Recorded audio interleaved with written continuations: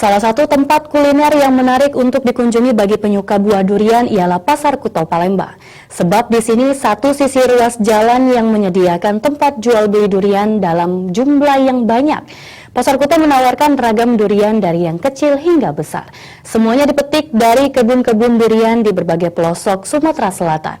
Hal ini disampaikan salah satu pedagang durian yang ditemui. Oh, lama. Alhamdulillah. Meningkatnya ada 25, 300, 50, 70 variasi.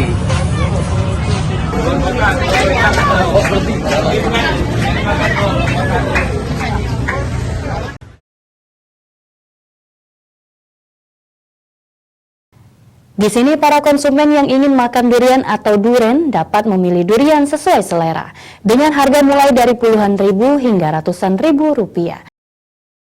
Eza PM, Sriwijaya TV.